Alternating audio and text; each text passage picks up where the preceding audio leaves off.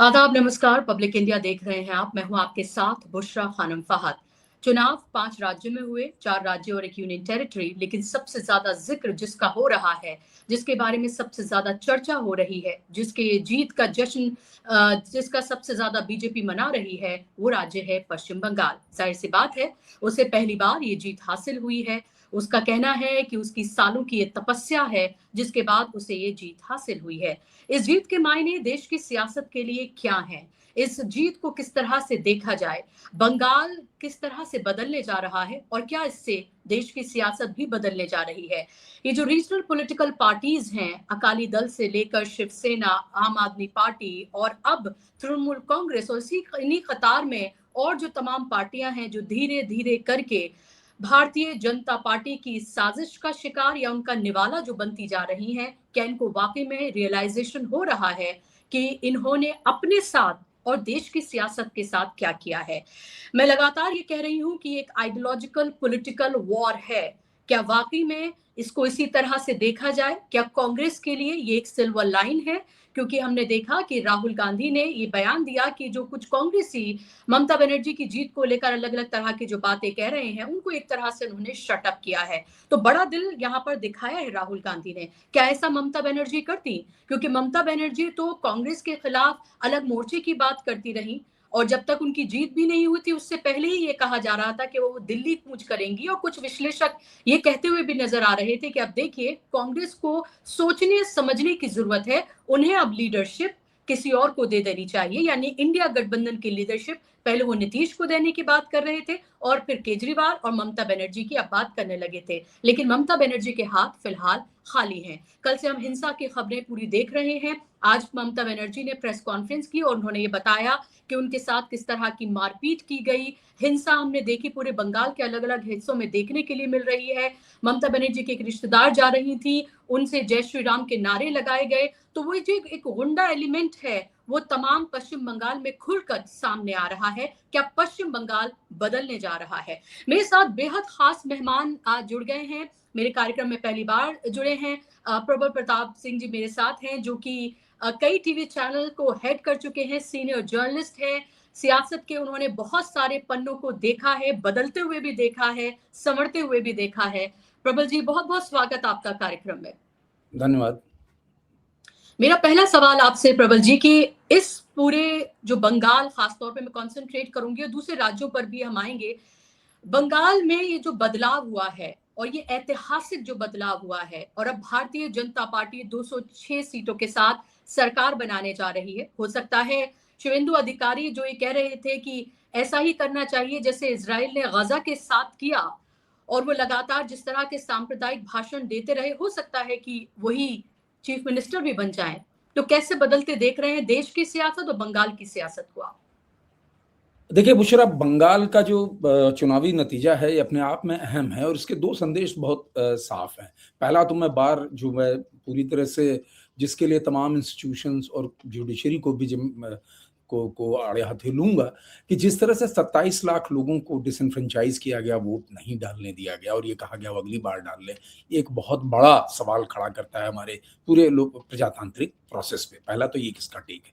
दूसरी बात, जो जीत है वहां बीजेपी की, वो देखिए ममता की हार नहीं है, ये उन छत्र जो रीजनल पार्टीज थी जो कि कांग्रेस के विरोध में खड़ी हुई, सत्ताएं चलाई, इन्होंने अपनी फाइनेंशियल इंक्लूजन स्कीम चलाई, पैसा दिया और जो तमाम चीजें की और ये सत्ता में बने रहे। लेकिन भाजपा से लड़ने के लिए कोई इन्होंने आइडियोलॉजिकल लड़ाई कोई नहीं लड़ी। और भाजपा, अगर आप पूरा इतिहास देखें, शिवसेना जो कांग्रेस के विरोध में जिसको खड़ा किया गया, कहते हैं कि कांग्रेस के लोगों ने खड़ा किया था, भाजपा उनके साथ रही, देखिए पूरी शिवसेना निकल गई।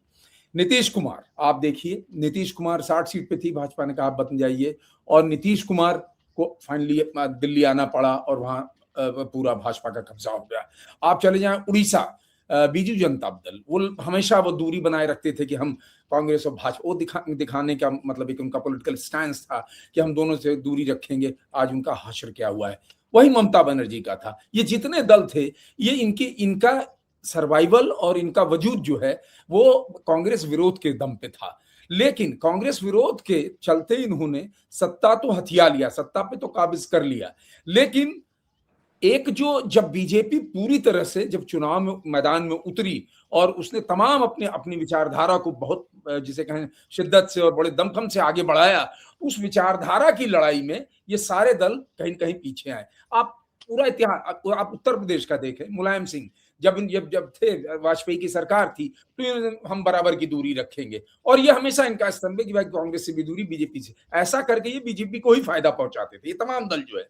ममता बनर्जी का भी वही हुआ। आपको याद होगा जब वोट चोरी, आज ममता कल कह रही थी, और जब पहली बार जब राहुल गांधी ने बिहार में वोट चोरी का नारा दिया तो उनके साथ लालू आरजेडी के लोग नहीं आए, क्योंकि उनको डर था कि कहीं ये नारा इतना बुलंद न हो जाए और वोट कांग्रेस की तरफ न चला जाए, तो वो लोग उसका साथ नहीं दिए थे।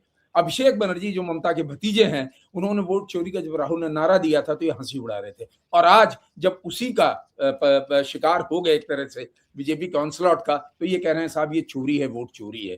तो ये जो एक इसका एक जो मैसेज है बुशरा, वो मैसेज ये है कि अगर बीजेपी के विरोधी दलों को खड़ा होना है और लड़ना है बीजेपी से, तो उन्हें एक अपना एक आइडियोलॉजिकल अल्टरनेटिव प्रोवाइड करना पड़ेगा। ममता की हार हुई, क्यों हुई? आप पैसा प्रॉमिस किए 1500 या 2000 जो भी, तो बीजेपी ने कहा और दे देंगे।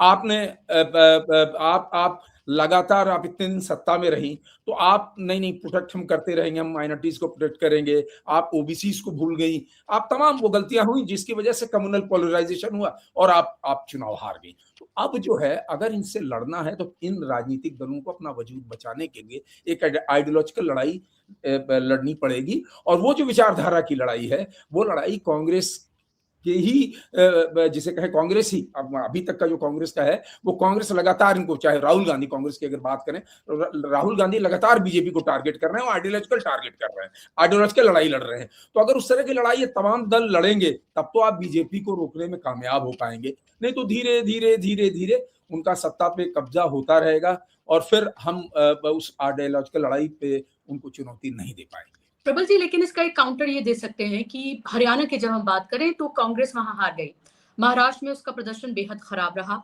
और ऐसे ही कई राज्यों का एग्जाम्पल दिया जा सकता है जहां राहुल गांधी जब से आए हैं, हम पहले की कांग्रेस की अगर बात ना करें, लेकिन राहुल गांधी की जो कांग्रेस है वो बात करती है समान न्याय की, सबको समान अधिकार की, वो बात करती है दलितों के, पिछड़ों के, सबको समान अधिकार किस तरह से मिलना चाहिए, हिस्सेदारी की वो बात करते हैं, और एक बदली हुई कांग्रेस हमें नजर आती है।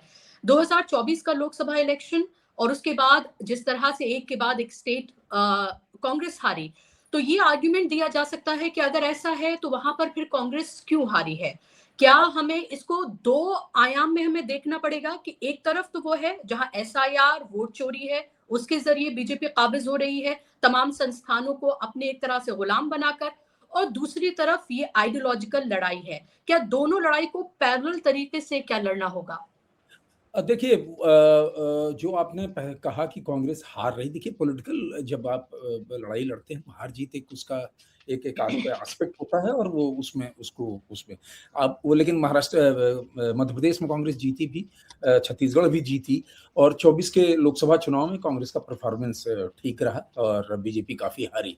तो देखिए, एक तो है आप ये कह रहे हैं कि जिस तरह से इंस्टीट्यूशंस को का बेजा इस्तेमाल करके चुनाव किया जा रहा है, मैं आपकी बात बिल्कुल सही है कि लेवल प्लेइंग फील्ड अब नहीं रही है, लेवल प्लेइंग फील्ड अब नहीं रही है। बीजेपी एक तरफ तमाम साम दाम दंड भेद का इस्तेमाल करके चुनाव में उतरती है, और जो दूसरे दल हैं वो उनके पास वो जरिया नहीं, तो जिसके जरिए वो बीजेपी का सामना कर सके। तो अब जो आपने कहा, जिस आयाम की बात कही, देखिए आप जब आइडियोलॉजिकल लड़ाई लड़ेंगे तो उस लड़ाई, मैं नहीं कह रहा उसका इमीडिएट आपको फायदा आज मिल जाएगा या हो सकता है कल मिल जाए, लेकिन एक यह है कि देखिए कांग्रेस अकेली है जिसका पूरे हिंदुस्तान में अस्तित्व है, जो हर जगह है। तो अगर वो आइडियोलॉजिकल लड़ाई लड़ती है, उसके साथ जो तमाम बीजेपी विरोधी ताकतें हैं उस शामिल होती हैं, तो अगर 24 में ये 60 सीट हार सकते हैं, तो हो सकता है आने वाले समय में इनको और नुकसान हो जाए, और उसका धीरे धीरे असर पड़ेगा। वो 1-2 दिन की बात नहीं है, और ये समझने वाली बात है। आप इंस्टीट्यूशन का जो बेजा इस्तेमाल हो रहा है वो भी लड़ाई लड़ी है, उसमें सुप्रीम कोर्ट है, जहां-जहां आप उसको, तो ये एक जिसे कहें टू प्रॉन्ग स्ट्रैटेजी आपको अपनानी पड़ेगी। एक तो विचारधारा के स्तर पे, और दूसरा अगर लेवल प्लेइंग फील्ड नहीं हो रही है तो उस लेवल प्लेइंग फील्ड को करने के लिए जो भी जरूरी स्टेप्स हैं वो उठाना पड़ेगा। जी, ममता बनर्जी कह रही हैं 100 वोट जो हैं वो लूट लिए गए। राहुल गांधी कह रहे हैं कि वो सही कह रही हैं कि 100 सीटें जो हैं वो लूट ली गई हैं। उन्होंने कहा उनके पेट पे लात मारी गई, उनको वहां पर धक्का-मुक्की की गई, उनके साथ जो भी दुर्व्यवहार किया जा सकता है वो दुर्व्यवहार उनके साथ किया गया। क्या आपको ऐसा लग रहा है कि इसमें आगे जाते हुए बीजेपी तमाम जो उनकी फाइलें हैं वो खुल सकती हैं, जो सिंडिकेट का इल्जाम उनके ऊपर लगता रहा वो हो सकता है? क्या ममता बनर्जी को जेल भी भेजा जा सकता है? देखिए, अगर आप बंगाल का पॉलिटिकल हिस्ट्री देखेंगे तो वायलेंस वहाँ हमेशा से रहा है। आप हुँ। जब ममता बनर्जी कांग्रेस में थी तो ये लेफ्ट के डोमिनेंस के खिलाफ लड़ी और भयानक हिंसा हुई। ममता को लाठियाँ उनको खानी पड़ी, उनको सर में चोट थी, और इस ममता का जो राजनीतिक जिसे कहें उभार हुआ, वो चूँकि लेफ्ट के साथ लड़ी और स्ट्रीट फाइटर के रूप में आई, इसीलिए वहाँ की जनता ने इनको सहारा, बाद में उन्होंने पार्टी तोड़ के तृणमूल कांग्रेस बना दी, कभी बीजेपी के साथ, कभी कांग्रेस के साथ रही। ये तो वहाँ पॉलिटिकल वायलेंस का एक लंबा इतिहास रहा है। वो वामपंथ के ज़माने में भी रहा और ममता के ज़माने में भी रहा। पिछले चुनाव में ही विधानसभा के बाद 1805 शायद पॉलिटिकल वायलेंस की खबरें हुई थी, हुआ थे, घटनाएँ हुई थी। तो पॉलिटिकल वायलेंस तो है। हाँ, ये बात आपका जो दूसरा सवाल है कि देखिए बीजेपी, मैं आपको बार-बार कह रहा हूँ, बीजेपी जब चुनाव में उतरती है तो लॉक, स्टॉक एंड बैरल, वो कोई भी चीज़ छोड़ती नहीं, चाहे वो कम्युनल पोलराइज़ेशन की बात हो या तमाम इंस्टीट्यूशंस का इस्तेमाल हो। आप अरविंद केजरीवाल को देखिए, जब ये आए सत्ता में, मैंने थोड़ा आपका समय ले रहा हूँ, तो जब इनसे पूछा गया कि भाई आप क्या आइडियोलॉजिकल अल्टरनेटिव प्रोवाइड कर रहे हैं? तो ये कहे हम सॉल्यूशन देने आए हैं। तो सॉल्यूशन देते-देते उनकी पार्टी यहाँ से साफ हो गई, उनके सांसद चले गए इधर। तो बीजेपी जो आपने कहा कि वो करेगी, वो सारी जाँच करेगी, ममता को हो सकता है जेल भेजें, अगर उनको लगता है कि इनसे उनका पॉलिटिकल फ़ायदा होता है। अगर उनको लगता है कि जेल भेज के ममता कहीं विक्टिम कार्ड दे के पावरफुल हो जाए, तो शायद ना भी भेजें। तो ये होगा, ये बीजेपी की कोई नई स्क्रिप्ट नहीं है। ये जब से वो आए हैं, आप देखें वो और उसका इस्तेमाल करती रही है, और पहले भी सरकारें की हैं, कम की हैं, लेकिन अब ज़्यादा हो रहा है। तो वो सब तो पार्ट ऑफ जैसे कहें, मुझे तो लगता है कि वो बीजेपी की एक सत्ता में बने रहने का एक तरीका है जिसका वो उसका इस्तेमाल करेंगे। जी, मैं सुन रही थी कल जब प्रधानमंत्री अपने ही कार्यालय में अपना भव्य स्वागत जब करा रहे थे, तो वहाँ पर ये कहा गया कि देखिए अब हमने पश्चिम बंगाल जीत लिया है, और वहाँ कुछ लीडर बीजेपी के कह रहे थे कि अब पंजाब की बारी है। तो ऐसा लग रहा है कि देश में जो कुछ घटित हो रहा है, चाहे वो महँगाई, बेरोज़गारी या तमाम चीज़ें हों, वो एक के बाद एक नया टारगेट अपना सेट करते रहते हैं। अब पंजाब उनका अगला टारगेट है, क्योंकि वहाँ यूपी में भी हालाँकि चुनाव है उसी साल, लेकिन उनको वहाँ लग रहा है योगी आदित्यनाथ हैं, तो शायद वहाँ पर उतनी ज़रूरत ना पड़े। लेकिन जो उन्होंने एक सेटिंग पूरी पंजाब में कर ली है, और ऐसा लग रहा है कि आम आदमी पार्टी का कभी भी वहाँ पर गुड बाय हो सकता है, तो अब अगला टारगेट पंजाब है।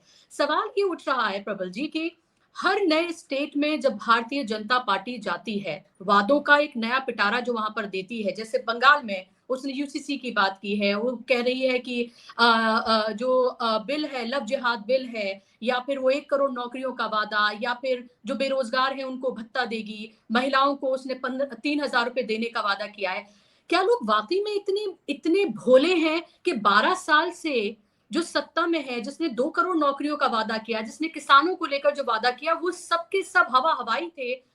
बंगाल क्या वाक़ई में एक ऐसा राज्य था जिसको इंटेलेक्चुअल स्टेट कहा जाता था कि वो इन तमाम वादों में आ गए? या आपको लग रहा है ये कंप्लीटली एक तो एजेंसीज का इस्तेमाल और दूसरा सांप्रदायिक ध्रुवीकरण है? देखिए, मैं इसे मानता हूँ कि एक तो ध्रुवीकरण की वजह से हुआ, और ध्रुवीकरण एक बहुत बड़ी वजह रही है। दूसरी बात, ममता के शासनकाल में क्या था कि एंटी इनकम्बेंसी बहुत ज़बरदस्त रही। एक उनका जो पॉलिटिकल पार्टी का जो नेटवर्क था, वो क्या इंश्योर करता था? वो इंश्योर करता था कि जो स्कीम्स हैं उनकी, ममता की जो अलग-अलग महिलाओं को लेके, ये पहुँच जाएँ, उनके थ्रू पहुँचे। और ममता ने उसको डिसेंट्रलाइज़ नहीं किया था कि वो जो कार्यकर्ता हैं वो जाके गाँव-गाँव में उस स्कीम को इम्प्लीमेंट करें, देखें, मिल रहा है, विल बी सेंट्रलाइज़ कर दिया था कि भाई इतने गाँव में इनको पहुँच गया, वो कर दिया। तो उसमें अब उससे धीरे-धीरे गुस्सा होने लगा। अब जो देखिए जो ओवरऑल हमारी इकोनॉमिक कंडीशन है, जो हालात हैं, तो लोगों को लगा कि कोई अल्टरनेटिव नहीं है। तो एक तो जिसे कहें कि कम्युनल पोलराइज़ेशन हुआ, उनको लगा कि नहीं भई सॉफ्ट हिंदुत्व है, हमारे लिए ठीक हो सकता है, दूसरे राज्यों में भी इनकी जहाँ सरकार है, वो चल रही है। तो एक तो वो था, दूसरा ममता के जो ओबीसीज़ थे, जो वोट बैंक थे, इम्पोर्टेंट वोट बैंक थे, उस पे भी ममता ने फोकस नहीं किया था। तो ये जो तबका था, जैसे उत्तर प्रदेश का मैं आपको का ध्यान लाना चाहूँगा कि जब वोट पड़ा था तो नॉन यादव ओबीसीज़ काफ़ी बड़ी तादाद में योगी आदित्यनाथ को पहली बार वोट किए थे। क्योंकि उनका गुस्सा यादवों से था यूपी में, तो उनको लगता था कि ये सारा शेयर में इनका है, ये ले जाते हैं, हमको मिलता नहीं है। तो उनको एक अल्टरनेटिव मिला। ऐसे ही बंगाल में तो जो ओबीसीज़ थे और जो ये तबका था, जिसको लगता था कि जी बीजेपी से आने का हमें फ़ायदा होगा, और ममता तो अगर 3,000 दे रही है, बीजेपी शायद 5,000 देगी। तो जो भी उनकी जो स्कीम्स थी और डेवलपमेंट, रोड, ये सारी बातें, तो वो उनके साथ चला गया। और उससे बीजेपी जिसे कहें जिसका बीजेपी को सीधे-सीधे फ़ायदा मिला।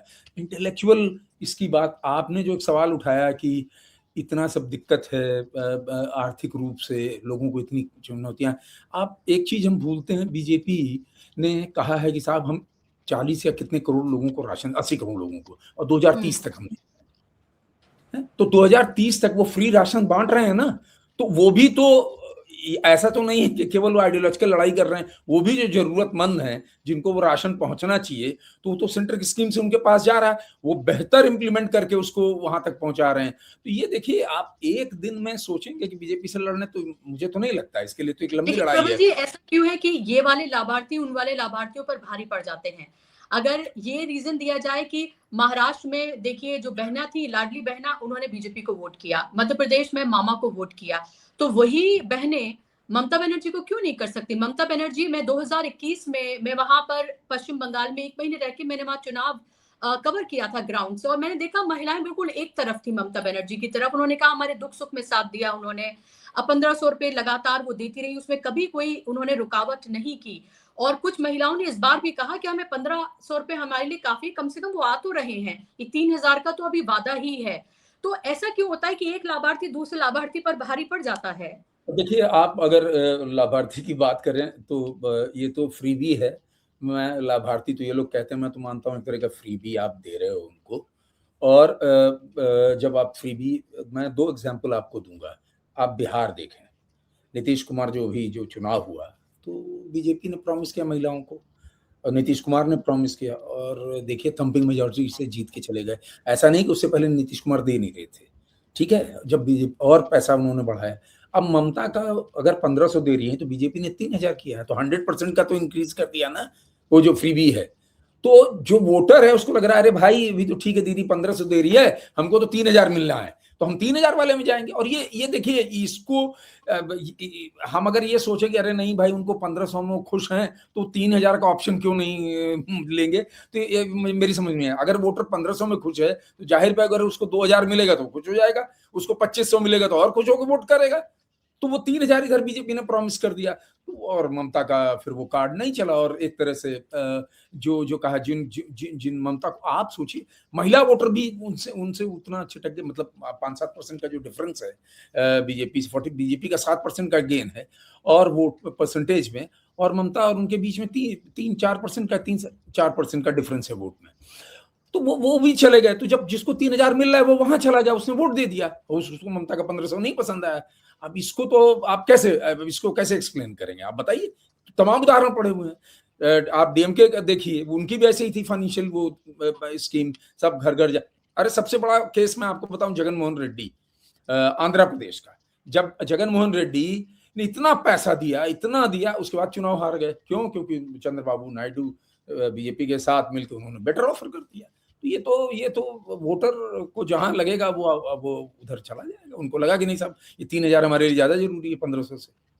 जी, तो क्या ये वोटर उस आइडियोलॉजिकल स्टैंड के साथ क्या वो साथ में आएगा? ये वोटर जो कितने मिल रहे हैं, कब-कब मिल रहे हैं, कौन ज़्यादा दे रहा है, कौन किस तरह से दे रहा है? तो कि जो और हम आइडियोलॉजिकल पॉलिटिकल वॉर की हम बात कर रहे हैं, क्या ये वोटर उससे अलग हट के वो क्या आइडियोलॉजिकल स्टैंड ले पाएगा? और क्या ये आपको लग रहा है कि it's going to be a long long long war. अगर अगर ये पार्टियां कुछ वक्त तक एक तरह का एक स्टैंड लेकर या एक लड़ाई लड़के थक कर अगर बैठ जाएंगी, या फिर उसको नतीजे तक नहीं पहुंचाएंगी, उसको फाइनल तक नहीं पहुंचाएंगी, तो क्या आपको लग रहा है आगे भी इसी तरह का हश्र होगा? देखिए, मैंने जैसे शुरुआत में कहा कि देखिए जितनी भी, चाहे वो टीएमसी हो या दूसरे रीजनल पार्टीज हों, इनका इनका अपना अपना एक वोट बैंक है, इनका अपना एक अस्तित्व है उन इलाकों में। लेकिन इनको पहले ये समझना पड़ेगा कि हमको इस राजनीतिक लड़ाई में अपने सर्वाइवल के लिए हमको किससे लड़ना है। अगर उनको ये लगता है कि कहीं कांग्रेस न मजबूत हो जाए, ये जितने दलों की प्रॉब्लम ये थी, कांग्रेस न मजबूत हो जाए, तो अगर आपको लगता है कांग्रेस बड़ा एनिमी है, तो फिर बीजेपी के उस जो जो जो जिसे कहो यात्रा है उसको तो रोक नहीं पाएंगे। अगर आपको लगता है कि नहीं, हम हमारा जो शत्रु राजनीतिक जो लड़ाई है वो भाजपा से है और बीजेपी से है, तब शायद ये जो हम आइडियोलॉजिकल लड़ाई की बात कर रहे हैं, एक अल्टरनेटिव प्रोवाइड करने की बात कर रहे हैं, तब वो एक तस्वीर एक अच्छे उभर के आएगी और शायद आप उनको बीजेपी को चुनौती देने में कामयाब हों। और ऐसा हुआ है। अगर 24 का चुनाव आप देखें, चुनाव हुआ उत्तर प्रदेश में ही, आप 40 से प्लस सीटें हार गए, तो वो तो वही था। सत्ता केंद्र में भी आपकी थी, राज्य में भी थे, यूपी आप हार गए, बिहार की कई सीटें आप हार गए, राजस्थान हार गए। तो वोटर तो आपके पैसे या स्कीम्स को दरकिनार किया ना, आपको हरवाया ना, तो वही वोटर है ना। तो वो तो आप देखिए, आप जो कह रहे हैं सवाल पैसा नहीं, लेकिन कई ऐसा होता है कि जब आप आइडियोलॉजिकल एक अल्टरनेटिव प्रोवाइड करते हैं, कम्युनलिज्म जो कम्युनल पोलराइजेशन, उसका एक अल्टरनेटिव आप देते हैं, तो वो आएगा वोटर आपके पास। अब आज नहीं कल आएगा, इसका मैं कोई समय सीमा बांध के नहीं मैं कह सकता हूँ। वो उस पर डिपेंड करता है कि जितने राजनीतिक दल हैं उनकी पहली सोच क्या है। देखिए, बीजेपी को आप उनकी विचारधारा से के साथ रहें या ना रहें, चुनाव तो वो लड़ते हैं पूरी ताकत से ना। हर चीज उनका एक एक आपको शायद मालूम होगा। बिहार के चुनाव में मैं जानता हूँ कुछ लोगों को जो कहीं के एमएलए हैं दूसरे राज्यों में, 1.5 महीना कैंप किए वो लोग, 2.5 महीना एक एक जगह पे कैंप कर रहे थे। बंगाल में एक मैं जानता हूँ, एक हैं नेता किसी दूसरे राज्य के, उनको बंगाल भेजा गया एक छोटे से एक जिले में फोकस करने के लिए। और जानते हैं कितने दिन से थे वहां? 2.5 महीने से। तो वो लड़ते हैं पूरी ताकत के साथ। और बाकी लोगों को ये लगता है कि साहब ये इवन कांग्रेस की भी लेकिन लोग इसमें फिर ये कहने लगते हैं कि जो इस तरह का जब एनालिसिस किया जाता है तो लोग कहते हैं कि आप बेईमानी कर रहे हैं, क्योंकि लोग ये कहते हैं कि एक तरफ लोकतंत्र की पूरी तरीके से हत्या की जा रही है, लोकतंत्र की ठगी की जा रही है, वोटों की डकैती की जा रही है, 2.5 लाख से ज्यादा वहां पर फोर्सेस लगाई गई, तमाम ऑफिसर्स वहां पर बदल दिए गए, आईपीएस आईएएस ऑफिसर्स का तबादला कर दिया गया, वहां पर तमाम केंद्र के जो ऑफिसर्स हैं वो वहां पर लगा दिए गए, कार्यकर्ताओं को ठीक से काम नहीं करने दिया गया, और जिस फेज में कमजोर थी भारतीय जनता पार्टी उसमें उसने ज्यादा अपनी पूरी ताकत लगा दी। फिर एसआईआर के सहारे 90 लाख वोटर्स जो हैं वो हटा दिए गए, और हमने देखा कि जहां सबसे ज्यादा बीजेपी ने जहां जीत जिन पर हासिल की है और जहां ममता बनर्जी को सबसे ज्यादा नुकसान हुआ है वो सीटें हैं जहां सबसे ज्यादा एसआईआर के जरिए डिलीशन हुआ। तो Prabal ji, it's a very difficult situation कि क्या हम बीजेपी को एक क्रेडिट दे दें कि देखिए बहुत मेहनत करती है, घर घर जाती है, काम करती है, ये सब करती है, तो फिर हम ये तमाम चीजें जो वो कर रही है क्या हम उसको कम आंक रहे हैं फिर? नहीं, मैंने शायद अपनी बात आपके सामने नहीं रख पाया ठीक से। मैंने ये कहा कि वो चुनाव लड़ते हैं, उसमें हर तरह का इस्तेमाल, चाहे वो उनको करना हो साम दाम दंड भेद। मैंने कहा वो जितनी भी ताकत होगी वो लगाएंगे, वो चुनाव लड़ते हैं। मैंने ये नहीं कहा कि केवल उनकी मेहनत से ही वो चुनाव जीतते हैं, मेरे कहने का मतलब ये नहीं था। मेरे कहने का मतलब था कि ठीक है, बिहार में सॉरी वेस्ट बंगाल में इस बार जो है अनप्रेसिडेंटेड सिक्योरिटी डिप्लॉयमेंट हुआ। यहाँ तक के एलिगेशंस लगे कि पूरा एडमिनिस्ट्रेशन इलेक्शन कमीशन ने अपने कंट्रोल में कर लिया, इवन सब इंस्पेक्टर तक का, मतलब इंस्पेक्टर तक के लेवल का और छोटे अधिकारियों तक का तबादला किया गया और पूरी तरह से। तो वो जो राजनीतिक दलों का आरोप है वो सही है कि भाई पूरे बंगाल को लिया। मैं दूसरी बात कह रहा था, मतलब ये तो वो करती, बीजेपी ने जो ये किया तो वो किया ही किया, लेकिन वो चुनाव भी लड़ते हैं तो वो 2.5 महीने 4 महीने पहले से लगे हुए थे कि नहीं मुझे जीतना है, यहाँ मुझे बैठना है। आप सही है कि आईपैक पे रेड डलवा दी ईडी की और पूरा डेटा ममता का ले लिया और उसी डेटा पे काम किया, ये सब तमाम बातें हैं पब्लिक डोमेन में, लेकिन वो लड़ते हैं। हाँ, इस बार बंगाल के चुनाव में 2-3 चीजें जो अजीब हुई, जिस तरह से डीजीपीज वहां बैठे हुए हैं, बैठ के सीआईएसएफ, सीआरपीएफ, बीएसएफ के डीजी ये बैठ के वहां और ये बना रहे हैं कि फोर्स का डिप्लॉयमेंट, ये अपने आप में एक अजीबोगरीब था सी बात है, क्योंकि इस तरह का मुझे केवल एक 2004 का चुनाव बिहार का आता है, बूथ कैप्चरिंग बहुत होती थी, लालू जी की सरकार थी और उसमें एक मिस्टर राव हुआ करते थे चीफ इलेक्शन कमिश्नर। तो उन्होंने वहां पे जब उनको लगा कि भाई यहाँ वायलेंस बहुत होता है और जो लालू का कोर वोटर है वो लोग दूसरे लोगों को वोट भी नहीं डालने देते, तो वो बेचारे मोटरसाइकिल पे घूमा करते थे जो चीफ इलेक्शन कमिश्नर थे मिस्टर राव, और घूम घूम के उन्होंने देखा कौन से पॉकेट्स हैं, वहां पे सेंट्रल फोर्सेस उन्होंने डिप्लॉय की, बूथ के ऊपर मशीन गन्स माउंट कराई गई और पैरामिलिट्री फोर्स को लगाया गया कि लोगों में भय ना रहे और लोग वोट डालने आए, और उसका परिणाम भी है कि लालू चुनाव हार गए। लालू कहते भी रहे कि हमारा गरीब वोटर को डराया गया, ये डराया गया, लेकिन उससे पहले वहां वायलेंस बहुत होता था, बूथ कैप्चरिंग बहुत होती थी। तो वो वो एग्जाम्पल मुझे देखने को मिला है। बाकी श्रीनगर में बात तो अलग है। बंगाल में भी अगर देखें, बंगाल में आप एक भी पॉलिटिकल वायलेंस का एक इतिहास रहा है। मैं नहीं कह रहा कि जो इलेक्शन कमीशन ने किया बहुत सही किया और लेवल प्लेइंग फील्ड के दी सारे पॉलिटिकल पार्टी को, मैं ये नहीं कह रहा। उनके ऊपर आरोप लग रहे हैं, चाहे वो 27 लाख लोगों को डिसइंफ्रेंचाइज करना हो, ये एक अपने आप में बहुत बड़ी बात है कि आपने कर दिया, आप कह, और सुप्रीम कोर्ट ये कहता है कि अगली बार वोट डाल देंगे, जबकि राइट टू वोट हमारा फंडामेंटल राइट है। तो आपने मुझे फंडामेंटल राइट से ही हमें बेदखल कर दिया, और आप कह रहे हैं वो एक ठीक है, वो सवालिया निशान है उनके ऊपर। और दूसरी तरह इलेक्शन कमीशन ने जिस तरह से उसको एक जिसे लगे कहें कि युद्ध जैसी स्थिति वहां बना के रखी, तो वो उस पर सवाल उठेंगे, वो लाजमी भी है उठना। लेकिन मैं ये कहना चाह रहा था कि बीजेपी, मैं कह रहा था लॉक स्टॉक एंड बैरल मैंने शब्द इस्तेमाल किया था, वो हर चीज के साथ मैदान में उठती है, आपको कोई मौका देगी नहीं कि आप में, और इसलिए, और ऐसा नहीं है कि वो हमेशा करती है, और कई बार हारती भी है। आपने देखा होगा मध्य प्रदेश में भी, छत्तीसगढ़ भी हार गई, लोकसभा में भी उनको झटके मिले। तो अगर पॉलिटिकल पार्टी लड़ेंगे उनसे, और चाहे वो विचारधारा के स्तर पर और इस तरह की जो जो एक्सेसेस उनको लगता है उसके तमाम फोरम से, जहां कि भाई हाँ इस पे हम इसको चैलेंज करेंगे, इसकी बात करेंगे, पब्लिक नैरेटिव बनाएंगे, तो शायद आप उस लड़ाई में विपक्ष कामयाब होगा। जी बिल्कुल। मेरा आखिरी सवाल, अभी मैं देख रही थी ममता बनर्जी कह रही हैं कि वो इस्तीफा नहीं देंगी, और उन्होंने कहा है कि बीजेपी और ईसी पर उनका जो गुस्सा फूटा है उसमें बीजेपी से ज्यादा वो इलेक्शन कमीशन जो है उसको जिम्मेदार ठहरा रही हैं। पता नहीं वो इस्तीफा नहीं देकर क्या करना चाह रही हैं, लेकिन अभी तक भी वो ये दिखाने की कोशिश कर रही हैं that she is still fighting, वो अभी भी लड़ रही हैं। उन्होंने ये भी कहा है कि वो वापस आएंगी। आखिरी सवाल मेरा ये कि अब पश्चिम बंगाल भी चला गया, लोग ये कह रहे थे कि ममता बनर्जी हैं तो शी इज अ फाइटर, वो ये दिखा रही हैं कि देखिए कैसे जो राइट विंग फोर्सेस हैं, नरेंद्र मोदी हैं, उनसे किस तरह से लड़ा जाता है। वो नरेंद्र मोदी स्टाइल पॉलिटिक्स करती हैं और उन्हीं तरह से लड़ती हैं। ये कुछ जो राइट विंग पत्रकार हैं वो भी कहते हुए नजर आ रहे थे कि हम ममता की इस बात में तो तारीफ करेंगे, लेकिन अब जो ये हश्र हुआ है, इसके बाद अब क्या वाकई में ये बात कही जाएगी? क्या आपको ऐसा लग रहा है कि हरियाणा, महाराष्ट्र और बिहार के बाद जिस तरह से एक ठंडे बस्ते में ये जो रीजनल पार्टीज वो सब चली गई, क्या ममता बनर्जी भी चुप हो जाएंगी या ममता बनर्जी लड़ेंगी? देखिए, ममता की जो तासीर है लड़ने की ही है, और वो लड़के ही मुख्यमंत्री बनी।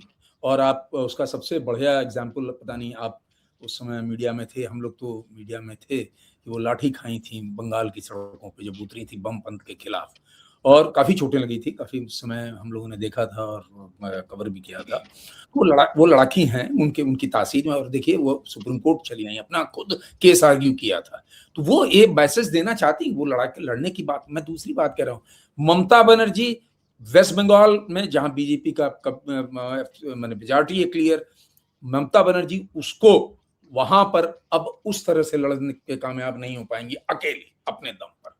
उनको उन तमाम पॉलिटिकल फोर्सेस को अपने साथ अलाइन करना पड़ेगा, और तब जाके शायद वो बीजेपी की लड़ाई में किसी न किसी तरह से वो कामयाब होती नजर आएंगी। अगर वो चाहें कि अपने दम पे लड़ लें और अपने दम पे लड़के वो मुझे ये समझ में नहीं आता, और मुझे नहीं लगता कि वो उस अपनी अकेली लड़ाई में कामयाब भी हो पाएंगे। क्या आपको लगता है कि जो उनके ऊपर इल्जाम लग रहा है, उनका तमाम पिछला का जो पॉलिटिकल उनका पूरा करियर है उसको कुरेदा जा रहा है, और ये कहा जा रहा है कि बीजेपी को यहाँ लाने में भी ममता बनर्जी का हाथ है? यही ममता बनर्जी हैं, जब 2002 दंगे हुए थे तब उन्होंने रिजाइन नहीं किया था, तब वो अटल बिहारी वाजपेयी की सरकार में मंत्री बनी रही थी।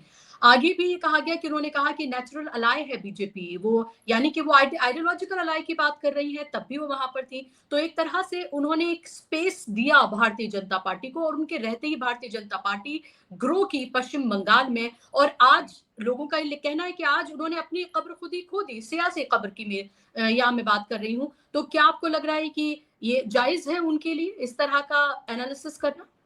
देखिए, मैंने जब शुरुआत में ही मैंने कमेंट दिया तो मैंने क्या कहा कि जितने पॉलिटिकल ये रीजनल पार्टीज हैं, इनको लगता था कि कांग्रेस कहीं ना मजबूत हो जाए, इनकी सारी इसी में कोशिश थी, और उस कांग्रेस ना मजबूत हो जाए उस प्रोसेस में इन्होंने भाजपा को मजबूत कर दिया। या आपकी कहीं आप पूरा इतिहास इनका देखिए, चाहे वो मैंने आपको उड़ीसा का उदाहरण दिया, मैंने आपको आम आदमी पार्टी का उदाहरण दे दिया, मैं बिहार का बताया, आपको उत्तर प्रदेश में देखिए मुलायम सिंह यही करते थे वाजपेयी जी के जमाने में। तो ये सारी आपके तमाम सबसे बड़े शरद पवार तो बहुत बड़ा चाणक्य माने जाते थे, सब खत्म। तो आपने ही उनको स्पेस प्रोवाइड किया है, आपने उनको मजबूत होने दिया है। यही ममता ने मजबूत होने दिया बंगाल में। अगर ममता मजबूत नहीं होने देती और उनको ये लगता कि नहीं भाई हमारा पॉलिटिकल एनिमी बीजेपी ज्यादा बड़ी है ना कि कांग्रेस या लेफ्ट, तो शायद आज ये नौबत नहीं आती। लेकिन आपका तो बड़ा बिगेस्ट एनिमी आपको लेफ्ट और कांग्रेस लग रही थी, और लेफ्ट और कांग्रेस वैसे ही वहां कमजोर हो गई थी, तो आप उस कमजोर ताकत से लड़ रही थी। जो ताकत मुबाह खड़ी थी आपको निकलने के लिए, वो उसको आप इग्नोर कर रही थी। बिल्कुल आपके साथ जी, बिल्कुल।